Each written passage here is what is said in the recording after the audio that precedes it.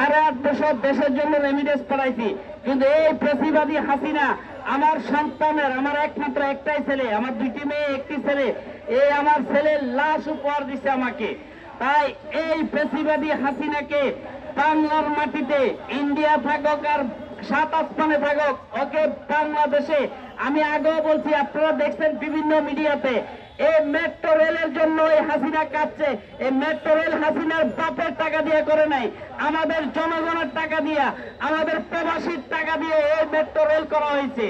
আপনারা জানেন কিভাবে মেট্রো রেলের নামে, পদ্মা সেতুর নামে কিভাবে লুটপাট করছে এই হাসিনা বাহিনী। তাই আমি একজন প্রবাসী রেমিডেন্স যোদ্ধা হিসেবে, যারা আজকে এই শহীদদের নির্মম নাটকীয় হত্যাকাণ্ড ঘটাইছে, তাদেরকে খুঁজে খুঁজে বের করে আইনের আওতায় আনতে হবে। আর আমি আমার ছাত্র সমাজ বা আজকে যারা সুশীল সমাজ এই হাসিনার বিরুদ্ধে একতা ঘোষণা করছে, আমি চাই আমাদের বাংলাদেশে কোনো টেন্ডারবাজি চলবে না, আমাদের বাংলাদেশে কোনো চাঁদাবাজ থাকবে না, আমাদের বাংলাদেশে দ্রব্য মূল্যে কোনো সিন্ডিকেট থাকবে না। আমরা 500 টাকা নিয়ে বাজারে যাব, ব্যাগ ভরে বাজার করে নিয়ে আনবো। আমি একজন শহীদের পিতা হিসেবে, সেই সমস্ত শহীদ, আমি শুধু আমার জন্য এখানে আসি নাই। আজকে দেখেন, এমনও মা তার সন্তানের লাশকে এখনো খুঁজে পায় নাই, এমনও বাবা তার সন্তানের লাশ খুঁজে পায় নাই।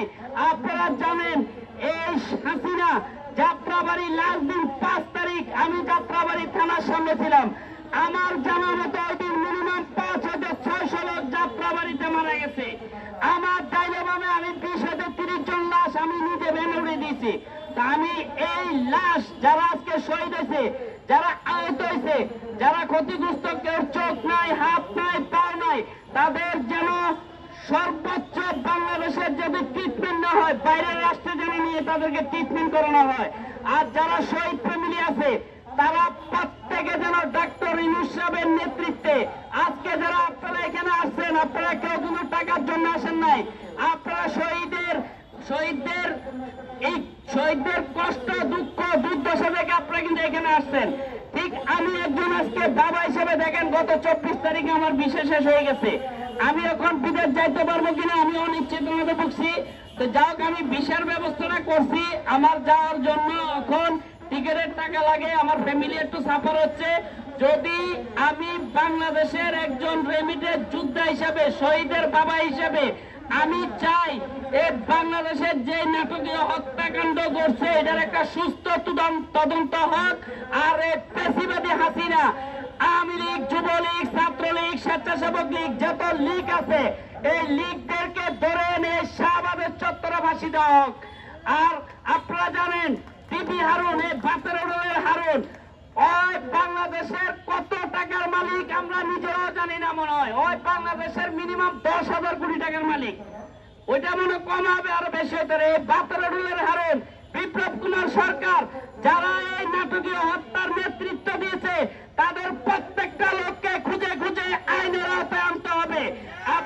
আমরা দেখতে আছি এই আওয়ামী লীগ, যুবলীগ এখনো বাংলার আনাচে কোনাচে অনেক ষড়যন্ত্র করতেছে।